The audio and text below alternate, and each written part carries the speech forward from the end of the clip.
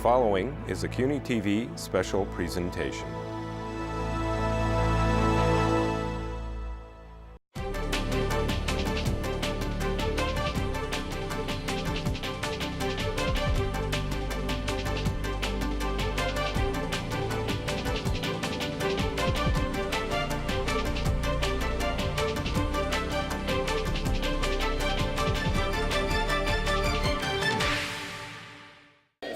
Good morning and Happy New Year to everybody. Thank you for joining us at our first ABNY breakfast of 2019. I'd like to think that every day is a good day to be a New Yorker, but we can all take particular pride in our city around New Year's when the eyes of the entire world watch the ball drop in Times Square. And last Monday night, with hundreds of thousands of people in Times Square and hundreds of millions of people watching around the world, our city and the Times Square Alliance put on one hell of a show. None of that could happen without hard work and vision, but above all, I want to recognize the men and women of the NYPD who fulfilled their awesome responsibility to keep everybody safe. I'd also like to recognize one great milestone of an important New York institution. This is the 30th anniversary of the New York Cares Coat Drive. The Executive Director of New York Cares, Gary Bagley's here. I should note, the Coat Drive recently gave away its 2 millionth coat to a needy New Yorker. We have a coat donation box in the back. You can also text COAT to 41444 to make a donation to this great cause. $20 will donate a coat to someone in need. So please do it if you can. And thank you, Gary, for all New York Care stuff. Now, on to our special guest and speaker. By most accounts, last year was a wild year, especially if you care about politics. And I know if you are in this room, you care about politics. As New Yorkers, we're used to being the center of everything. That's true on New Year's Eve. That's true in politics. But as much attention as one particular New Yorker gets on Twitter and on the national stage, there is another New Yorker who is actually holding our flag, fighting for New York. He is here with us today, our senior senator, the ranking Democrat in the U.S. Senate, our steadfast friend and champion, Senator Chuck Schumer.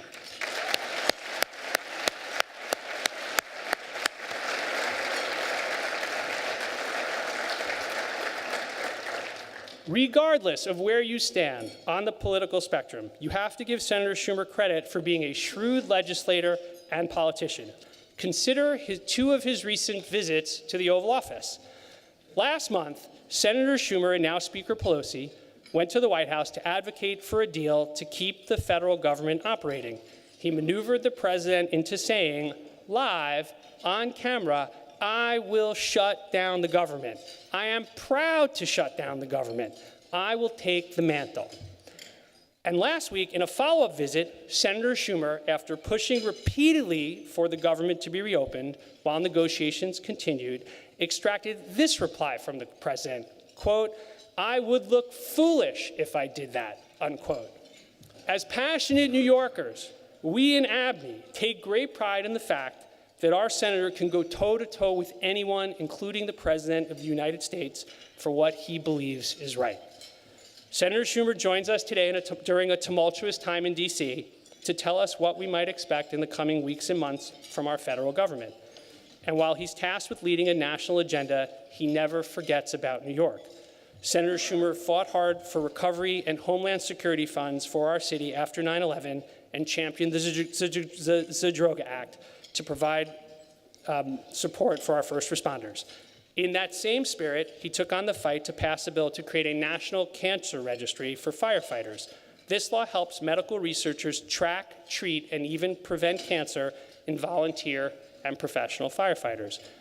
He delivered a $63 billion relief package after Hurricane Sandy, and he continues to push for the badly needed renovation and expansion of the Gateway Project. When fellow members of Congress introduce proposals that undermine New York, our industries, and our values, we know he's got our back. He is New York through and through. After all, this is a man who hosts the most powerful people in the world at his favorite Chinese restaurant, Hunan Dynasty. And while you can take the man out of Brooklyn, you cannot take Brooklyn out of the man. Above all in this uncertain time, he is an unwavering voice of sanity, ethics, and respect for all people. Now, I would be remiss if I didn't close by mentioning that Senator Schumer recently took on a new role. His new role as grandfather. Mazel tov on the birth of your grandson, Noah Melvin Schumer Shapiro. And here is what every New York baby needs, Senator, the ABNY onesie. Please welcome our Senator, the Honorable Chuck Schumer. Well, thank you, Steve, and thank you for your great leadership. We've known each other probably just about after Stephen could shave, and he has continued in the great tradition of both ABNY and the Rubenstein family in loving and caring and succeeding in helping New York. Steve mentioned the work we've done for firefighters. I love our firefighters. They're amazing people. Last night, one of them did what firefighters do. They gave their life to keep our safety.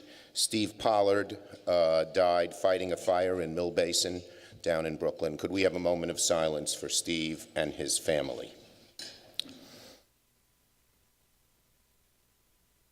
Thank you. So, a few things, since you are family, sort of. We've all grown up together through the years. It was a very good November for the Schumer family. My little daughter, Allison, got married on November 18th.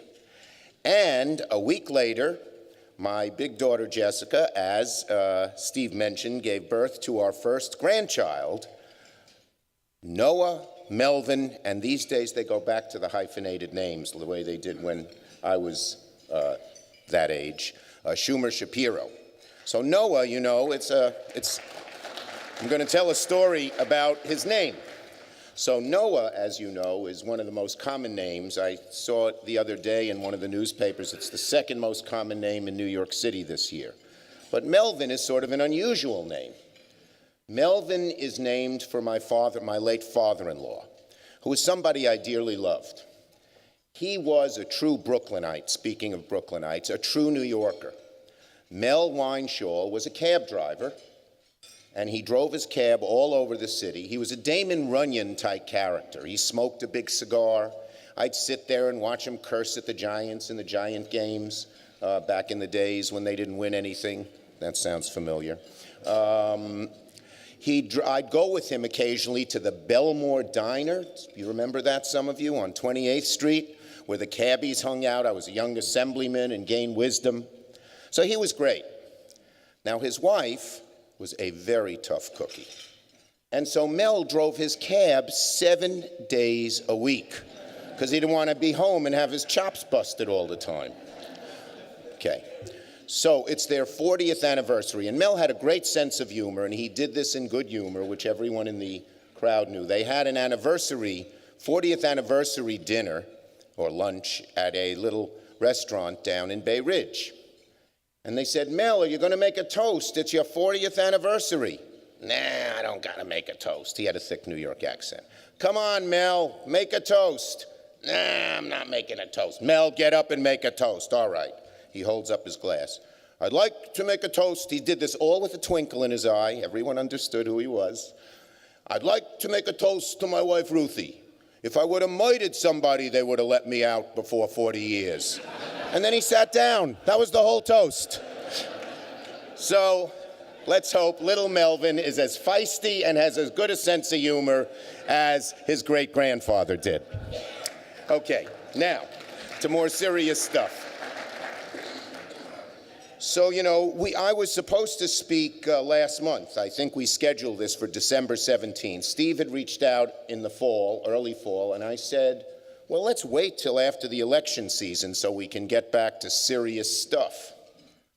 Little did I know that what would be happening, because a week before the invitations, a week before the speech, President Trump, as you know, invited Leader Pelosi, then Leader Pelosi, now Speaker Pelosi, and I to the Oval Office to negotiate the end of the appropriations bills. As Steve mentioned, it didn't go quite as planned when President Trump proudly announced he would shut down the government and he wanted to take full blame for it.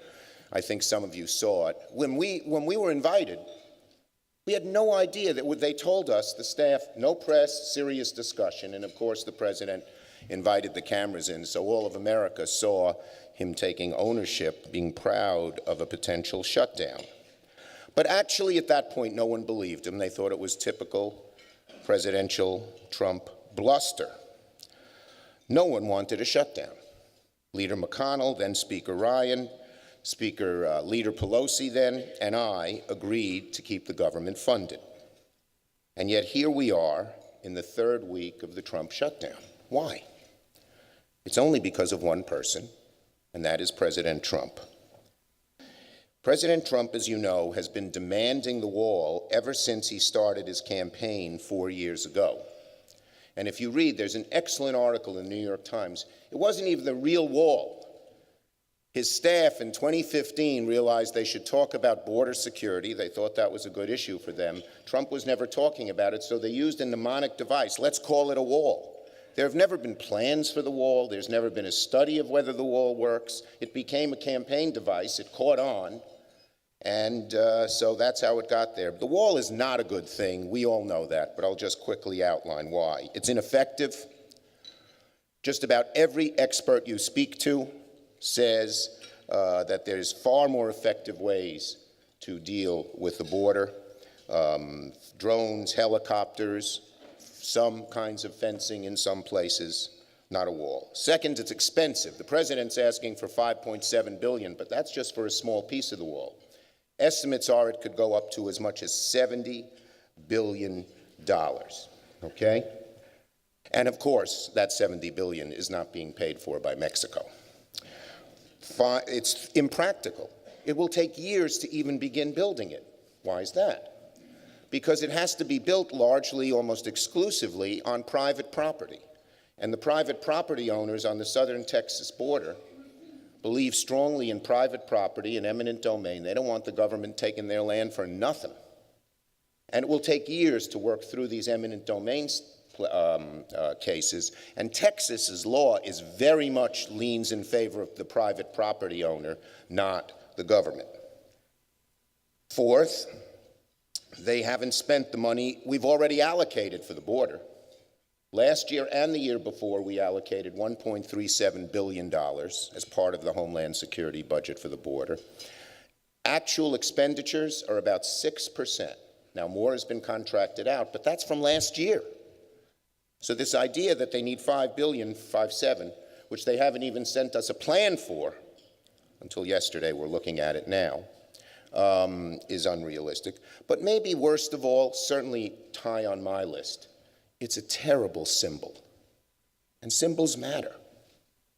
I think most New Yorkers and most Americans agree with me. We want the symbol of America to stay as the Statue of Liberty, not a big concrete wall.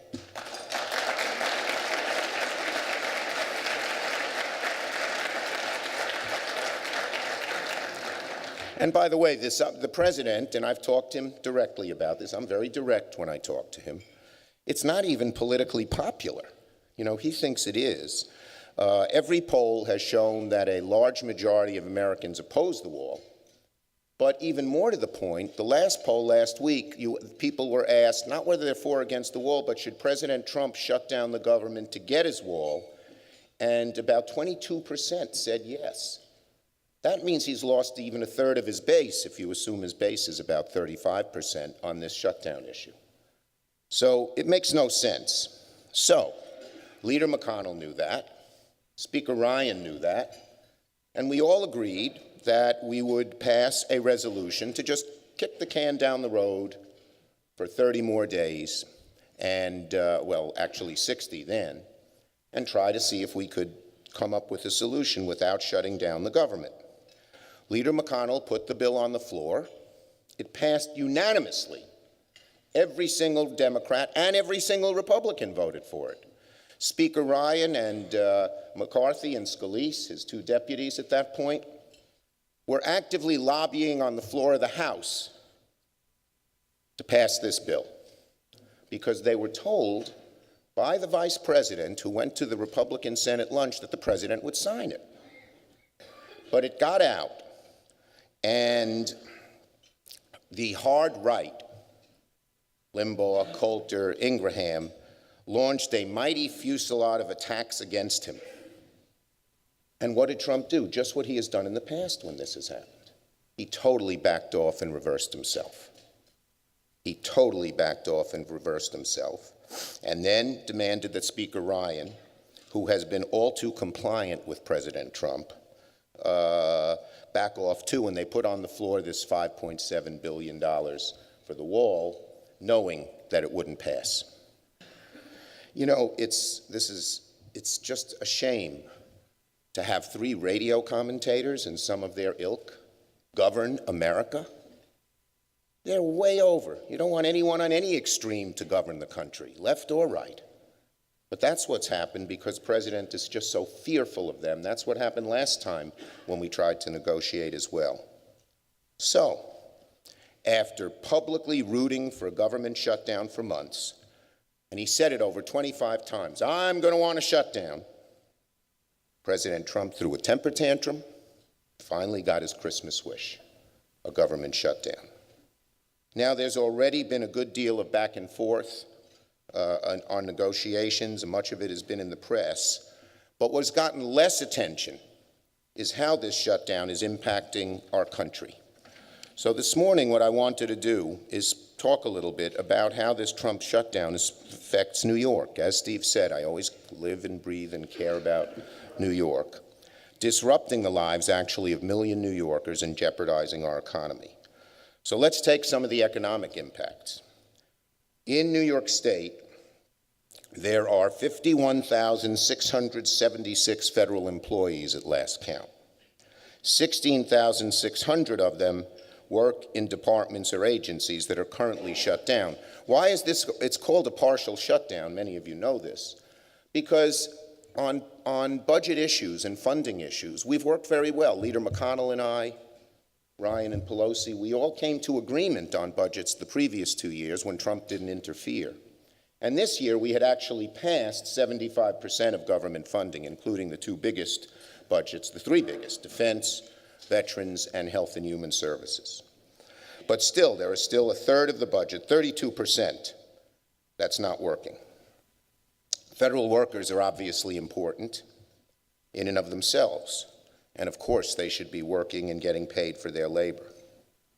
But it's also true that the federal government plays a much larger role in facilitating our New York economy, whether or not you have anything to do with the federal government. So when trouble starts cropping up in 9 cabinet departments, those are the ones not funded, and many other agencies that are not under their purview, the economy feels it. So let me give you a few examples of that. IRS. The doors to IRS offices in New York and across the country are closed right now. This is beginning to jeopardize the processing of tax refunds. Families depend on tax refunds. They do a lot of their family planning, know they'll get X hundred or X $1,000 back in the early part of the year. Under normal circumstances, tax refunds would start going out as soon as this week. Last week, the Wall Street Journal reported by February 2nd of last year, $12.6 billion in refunds had been paid to 6 million households across the country. And this almost certainly represents hundreds of thousands of New Yorkers, maybe some of you, who are diligent about filing. And to give you a sense of the scale, in fiscal year 2017, 16 million New Yorkers received $27 billion in tax refunds. Billions that couldn't get invested into our local economy, but will they're being delayed. And that's not even considering sort of the mundane, everyday transactions and documents from the IRS, applying for a mortgage. As long as the IRS remains shut down, they can't send you these documents as well. So the stakes in New York are high. According to the Furman Center, there are approximately 30,000 home purchase originations each year in New York City alone. 2,500 each month in the 5 boroughs. Delaying those transactions is going to cascade through our real estate industry. We all know, those of you in real estate, how marginal situations can change prices and change stability in an industry. So that's serious. Transportation. We all know that the federal government continues to play a large role in our transportation. The subway, vital to New York's economy. Anything that impacts negatively on the MTA poses a risk. But that's at stake right now, where the FTA is shuttered, Federal Transit Administration. Every month, the FTA sends the MTA $130 to $170 million in reimbursements. Those are reimbursements for things like rail car purchases, track work, capital expenses.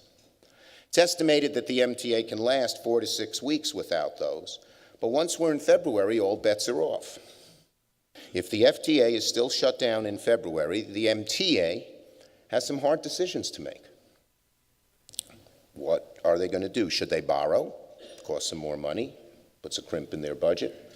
Should they cut services? I think that would be the wrong thing to do, awful for our economy right now when the subways need more help.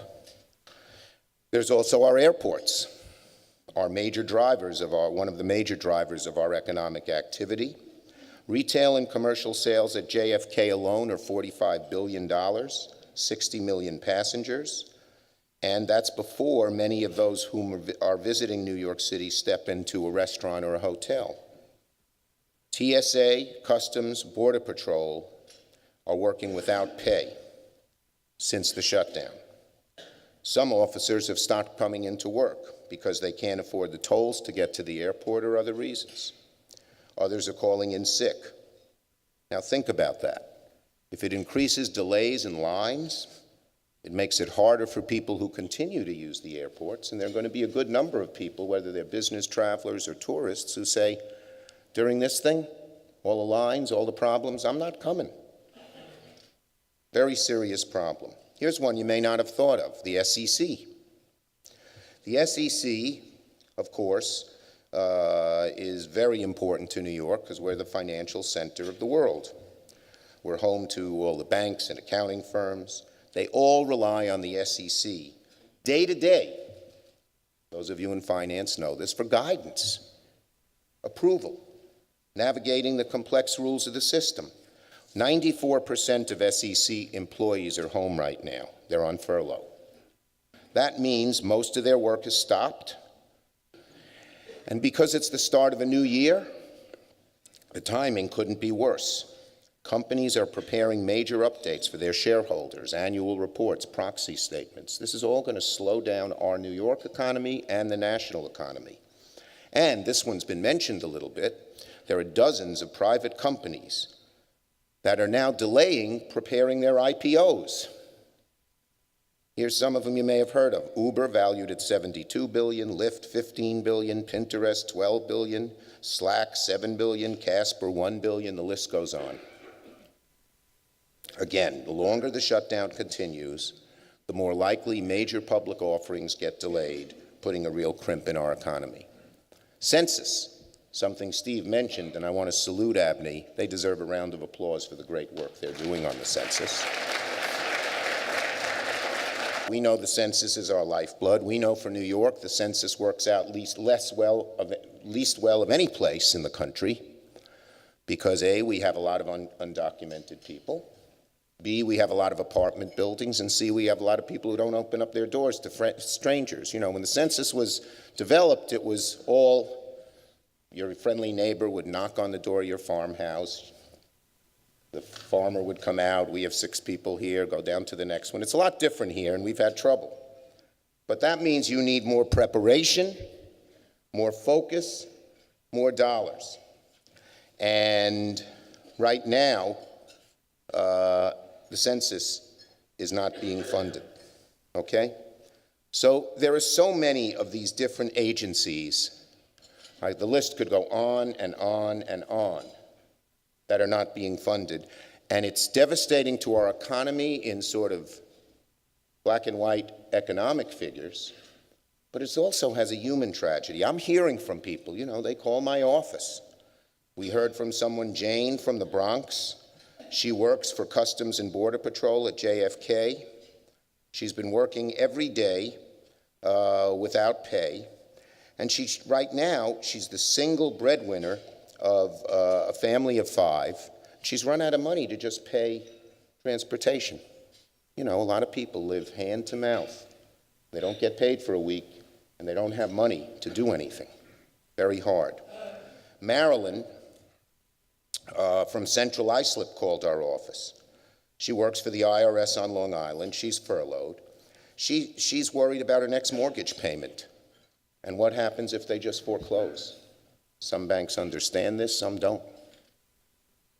So you can multiply these stories over and over and over again. People's lives are being hurt. These are good people, hardworking people. They're the kind of people, you know, government workers. They could have 100 fever one Monday morning. They get up and go to work because they know their job's important. And they're not getting paid, and they're being hurt. That's real human collateral damage to the President Trump's temper tantrum. But that's not the half of it. There are other folks who are suffering as well. There are people, all kinds of people, who are not getting paid, who are not federal workers, but who are workers for those who contract with the federal government, and they're not getting their dollars. So you can multiply that number by the 16,000 number by a whole lot. And other issues as well. Tourism in upstate. It's good that the state and the city are keeping the Statue of Liberty open. But I've heard from bed and breakfast owners in Hyde Park that business is way off because the FDR Memorial is closed. Things like that. Housing. People need the FHA approval for their mortgages. We heard from a fire dispatcher who lives in the suburbs of Albany. He's newly married, has a pregnant wife. They put down money for a mortgage on their dream home. They can't close on it because there's no FHA approval. And most middle-class people depend on FHA approval for their mortgages. Last year, we had 30,000 FHA loans. That's 83 families every day who are in this pickle right now. SNAP and WIC, some of you are involved in feeding the hungry here. Well, we have 1.5 million SNAP recipients in New York City. Across the state, 400,000 mothers and families rely on WIC. Shutdown continues. They're going to run out of money. Even our farmers. The Farm Services Administration, you know how farming works. This is planting season, or just was in the start of planting season. They take out a loan. It's FHA or FSA guaranteed. And when the crops come in the fall, they pay back the loan. No loans are being issued right now.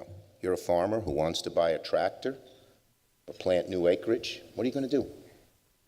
So the list can go on and on and on. But I think you get the picture. So what do we do about this? Well,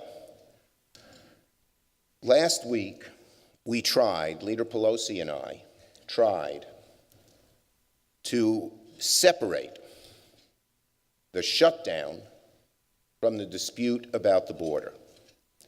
There are 7 bills that fund 9 federal government agencies that have not been funded. We put in a package, 6 of those 7 bills, except for the one that funds Homeland Security. But they fund all these other agencies, Agriculture, Treasury, that I mentioned. And what bills did we put? Not Democratic bills.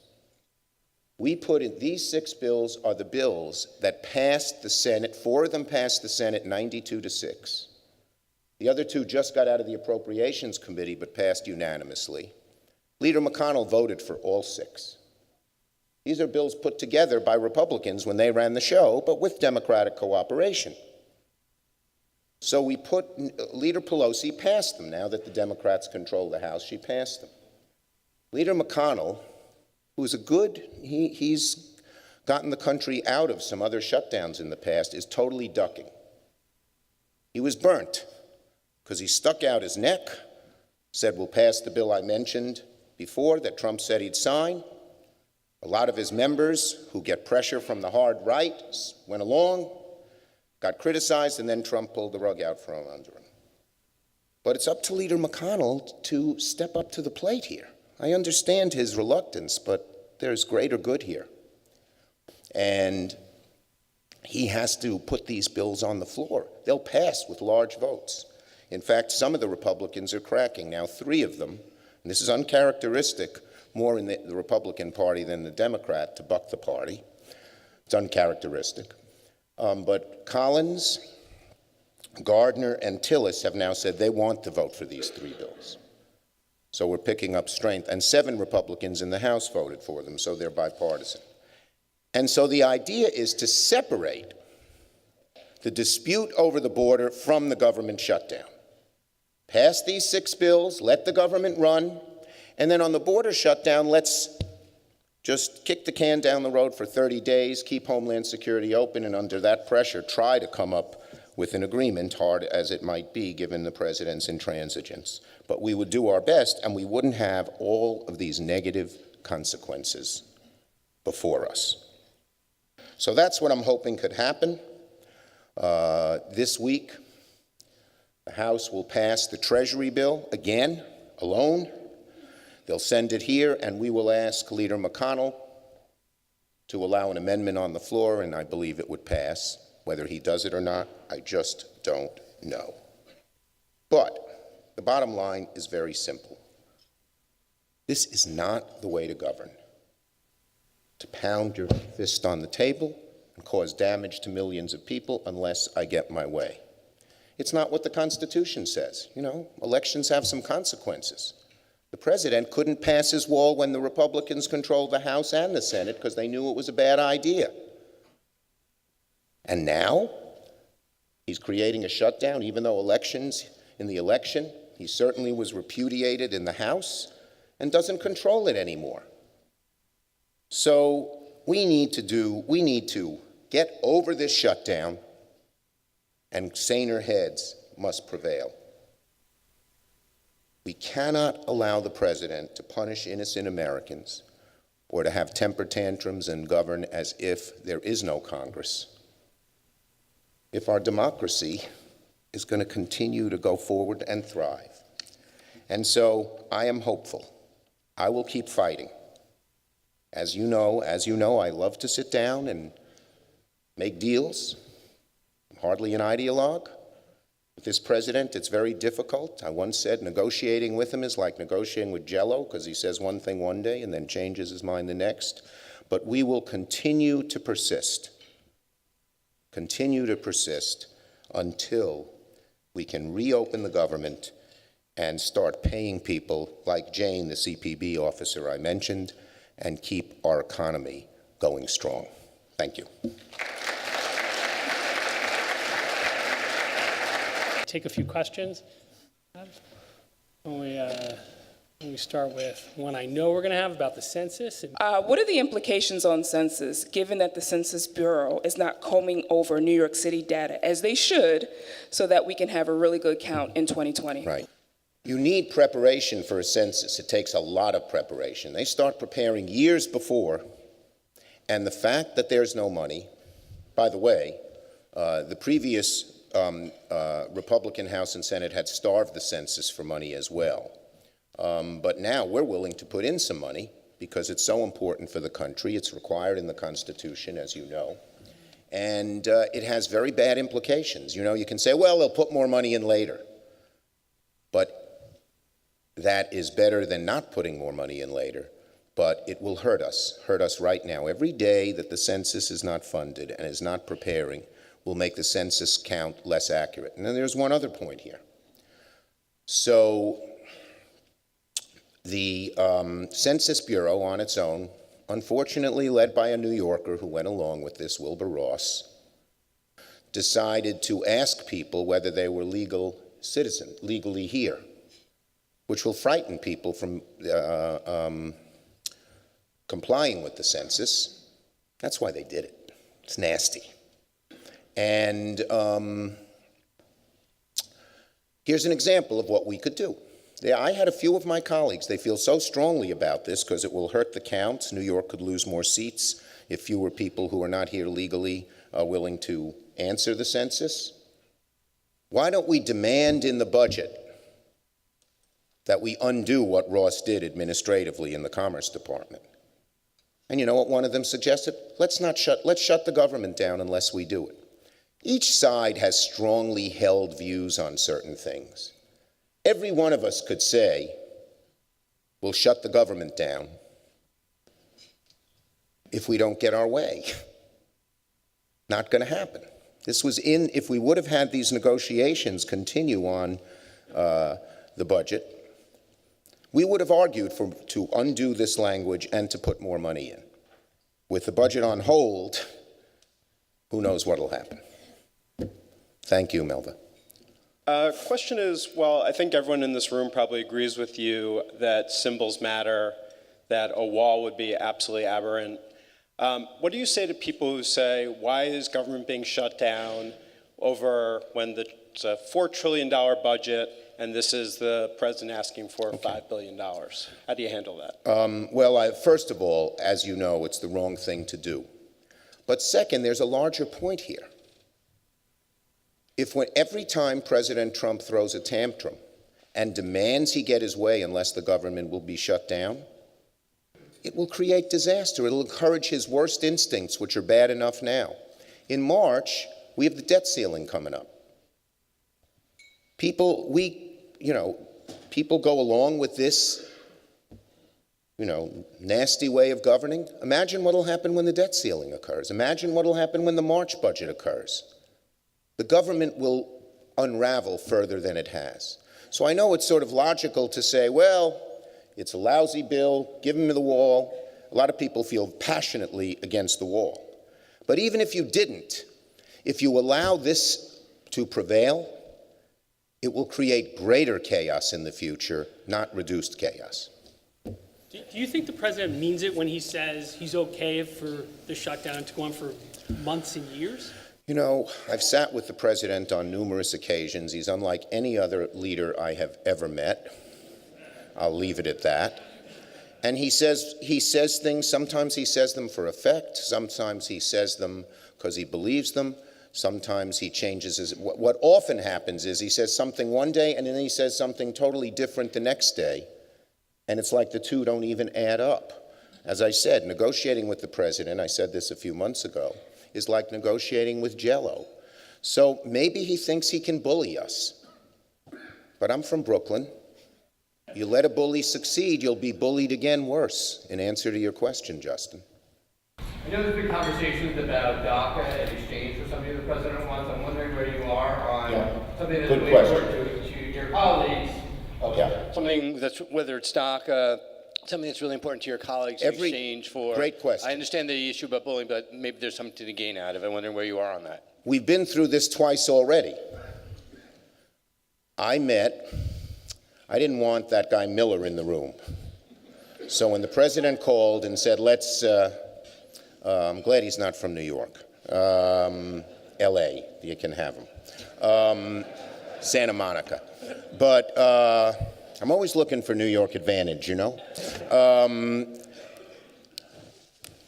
We met in the room, just Mike Lynch, my chief of staff, then General Kelly, his chief of staff, the president and myself. And we basically came to an agreement that we would give him his wall, hated as I did, for full DACA. And the same thing that happened on the budget happened here, but worse. Rush Limbaugh called him Amnesty Trump. Coulter, Ingraham, the whole right wing rebelled, and the next day he backed off. This happened twice. So I think we'd be foolish to try it again. He has never proposed it. It comes from people around him. And one of the watchwords we've had when the vice president came and met with me, I said, I am not going to accept any compromise offer from anyone but the president's mouth, because people say things that he will never accept. And his administration is not very well organized, as you have seen. So we've been there, done that twice. If the president were to publicly say tomorrow, lay out some kind of thing, I guess we'd look at it, but he won't. The right wing is even more angry at the DACA kids getting citizenship than they are at the wall, because they don't want quote, their America to change. All right. Please join me in thanking the senator, and good luck in Washington. Thanks, Steve. Thank you. Thank you, everybody. I'm not going to let you leave, but Okay. This is called a photo op, I've been told. I'm very reluctant to do these. not used to it on a Mondays, normally on a Sunday.